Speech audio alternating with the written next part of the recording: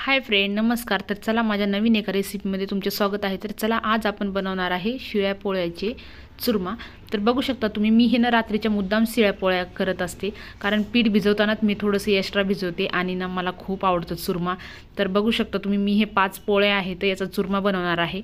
आणि बघा असे ना तुकडे तुकडे करून ना मिक्सरला लावून घ्यायचे छानपैकी. जास्त वेळ नाही होऊ द्यायचं, याला आधारच होऊ द्यायचं, म्हणजे थोडा वेळच काढायचं याला.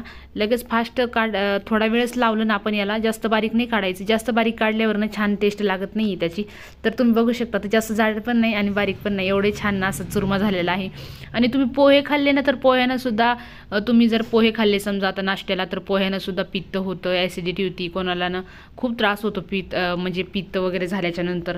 तर तुम्ही हे ना नेहमी करताल, नेहमी बनवताना तुम्ही. एवढी छान ना नाश्ता आहे या, साधा सोपा आणि खूप हलका फुलका नाश्ता आहे. आणि म्हणतात ना रात्रीच्या पोळ्यात, पहिले लोक रात्रीच्याच पोळ्या खायचे, त्याच्यामध्ये खूप विटॅमिन असतं रात्रीच्या पोळ्यामध्ये, भाकरीमध्ये. तर शिळी खाल्लं ना तर खूप ताकद पण असते आणि विटॅमिन पण खूप असतं शिळ्या पोळीमध्ये. तर आपण फेकून न द्यायच्या ऐवजी ना पोळ्या, तुम्ही जर कधी एक्स्ट्रा पोळ्या असतील तुमच्याकडे, कधी असे चुकून झालेल्या, त्या पण पोळ्याचं तुम्ही चुरमा बनवून खाऊ शकतात. एवढा छान चुरमा आहे. तर तुम्ही बघू शकता, तर मी पूर्णपणे आपल्या पोळ्यांना थोड्या थोड्या लावून घेतलेल्या आहेत मिक्सरला.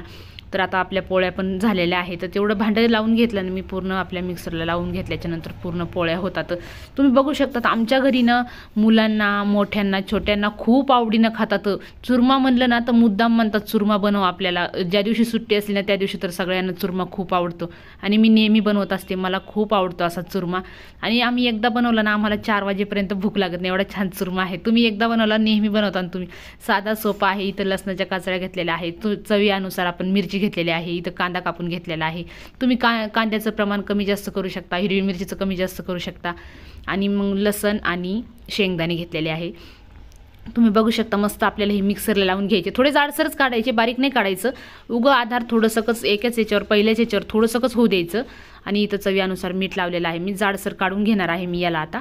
तर तुम्ही बघू शकता, आपण याला ना जाडसरच काढलेलं आहे. थोडंसंच होऊ द्यायचं याला, म्हणजे याच्यातली मिरची पण शेंगदाणे पण एवढे छान लागतात ना, त्यामधले खूप छान लागतात. आणि याला ना आपण चम्मच ना आता फ्राय करण्यासाठी सगळं एकत्र काढून घेणार आहे ताटामध्ये, म्हणजे आपल्याला सोपं जातं पटकन फोडणीला टाकायला.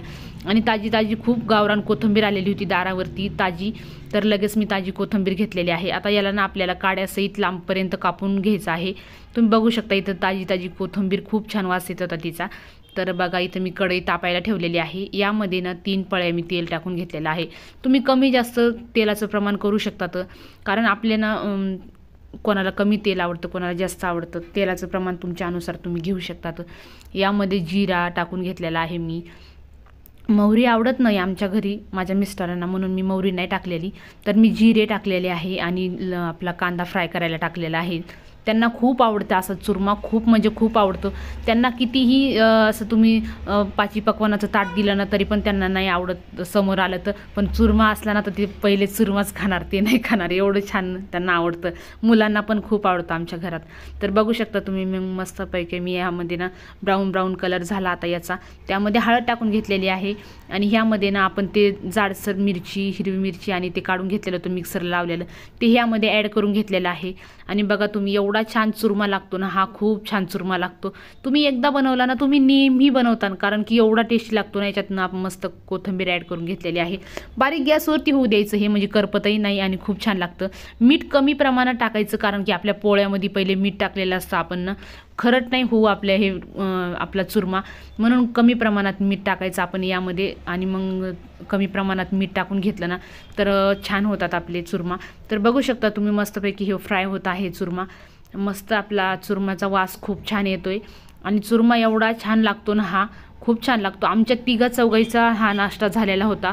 एवढा छान नाश्ता. याच्यासोबत दही, लिंबू, कांदा, तुम्ही लिंबू आणि कांदा पण खाऊ शकतात, किंवा पाथीचा कांदा, किंवा मग आता तुम्ही दही खाऊ शकता याच्यासोबत. तर आमच्या घरातनं दही खूप आवडतं, ह्यासोबत खूप आवडतं. तर मी ना हे पूर्णपैकी ताटात काढून घेत आहे. तर बघू शकता तुम्ही, ताटात मी पूर्णपैकी ना फ्राय झाल्याच्या नंतर काढून घेतलेलं आहे. बघू शकता तुम्ही, एक ताट भरून झालेले आहे आपले. एवढा छान वास येत होता ना, तर मुलांना दमही नव्हता निघत, एवढा छान म्हणजे नाश्ता आहे हा. तर बघू शकता तुम्ही, याच्यावरून मी थोडीशी कोथिंबीर टाकून घेतलेली आहे. आणि याच्यासोबत खायचं आहे आपल्याला दही. तर बघू शकता तुम्ही, दही, आणि एवढा छान खमंग वास येत होता ना, तर आमचा आजूबाजूला सुद्धा वास गेला ना असा, तर त्या म्हणतात नाही काहीतरी टेस्टी बनवलं ताईने. चला आमच्या चॅनल लाईक करा, सबस्क्राईब करा.